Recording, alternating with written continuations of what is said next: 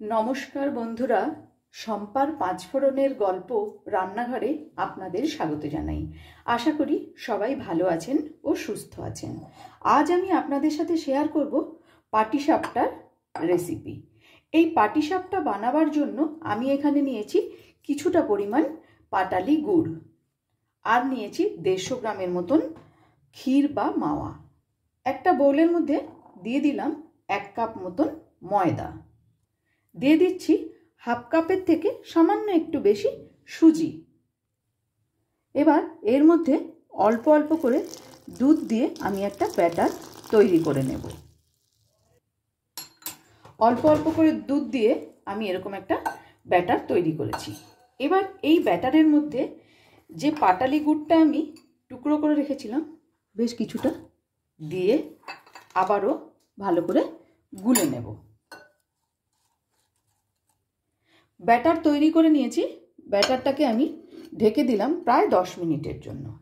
আর এদিকে যে 150 গ্রামের মতো আমি ক্ষীরটা রেখেছিলাম, সেই ক্ষীরটাকে আমি একটু ভালো করে মেখে নেব। ক্ষীরটা ভালো করে মেখে আমি এরকম কিছু শেপ দিয়ে নিয়েছি।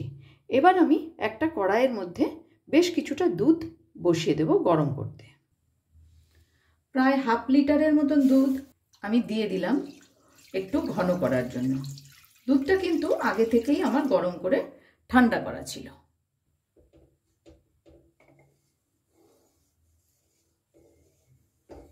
দুধটাকে এইভাবে বেশ ভালো করে নেড়ে নেড়ে আমি শুকিয়ে নেব, বেশ কিছুটা মানে ঘন করে নেব।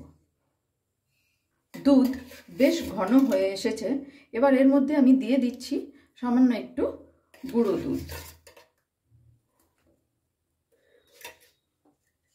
ভালো করে এটাকে আমি এবারে এই দুধের সাথে গুলে নেব।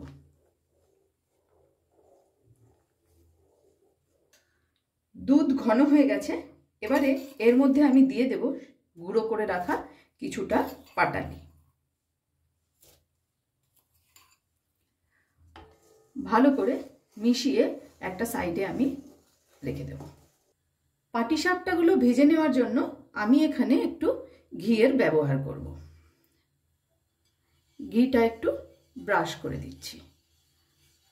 গ্যাসের ফ্লেমটা কিন্তু মিডিয়ামে রেখে পাটিসাপটাগুলো ভেজে নেব। ব্যাটারটা ভালো করে ছড়িয়ে নিতে হবে। খুব হালকা হাতে আমি এটা ছড়িয়ে নিচ্ছি। গ্যাসের ফ্লেমটাকে কিন্তু এ সময় আমি মিডিয়ামেই রাখবো। আমার রান্না যদি আপনাদের ভালো লেগে থাকে অবশ্যই ফলো ও লাইক করে আমার পাশে থাকবেন। আর যারা আমার চ্যানেলটি এখনও সাবস্ক্রাইব করেননি তাদের কাছে অনুরোধ রইল চ্যানেলটি সাবস্ক্রাইব করে অবশ্যই পাশে থাকা বেল আইকনটি প্রেস করবেন, যাতে আমি কোনো নতুন রেসিপি দিলে আপনাদের কাছে নোটিফিকেশন পৌঁছে যায়। গ্যাসের ফ্লেমটাকে মিডিয়ামে রেখেছি। এবারে আমি যে ক্ষীরের মণ্ডটা তৈরি করেছিলাম এইভাবে একটা সাইডে দিয়ে এভাবে ঘুরিয়ে ঘুরিয়ে তুলে নেব গোল করে।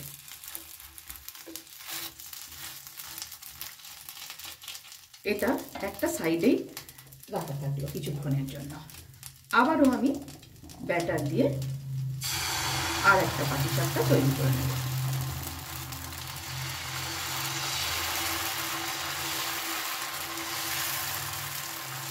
আমি এখানে শুধু সুজি আর ময়দার ব্যবহার করেছি। আপনারা চাইলে এর মধ্যে চালের গুঁড়ো দিতে পারেন।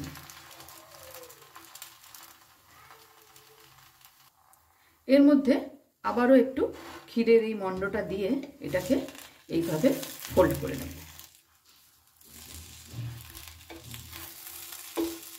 এইভাবে আমি সবকটি ভেজে নেব। একে একে আমি সবকটি পাটিসাপটাই তৈরি করে নিয়েছি। আমার ঠিক এতগুলো পাটিসাপটাই তৈরি হয়েছে। এবার এগুলোকে আমি মধ্যেখান থেকে একটা করে টুকরো করে দেব। এবারে এই একটা পাটিসাপটাকে নিয়ে আমি ঠিক একটা ছুরির সাহায্যে মধ্যে থেকে দুটো টুকরো করে এর মধ্যে রেখে দেব। এইভাবে আমি সবকটি টুকরো করে রাখব। সবকটি পাটিসাপটা আমি এইভাবে টুকরো করে নিয়েছি। যে দুধ আমি পাটালি দিয়ে বেশ ঘন করে রেখেছিলাম সেই দুধটা এবার আমি ওপর থেকে ঢেলে দেব। তৈরি করে নিলাম পাটালি গুড় দিয়ে দুধে ভেজানো পাটিসাপটা। ভিডিওটি আপনাদের কেমন লাগলো অবশ্যই কমেন্টস করে জানাবেন। আজ তাহলে এই পর্যন্তই। দেখা হচ্ছে সামনের ভিডিওতে অন্য কোনো রেসিপির সাথে। ভালো থাকবেন, সুস্থ থাকবেন।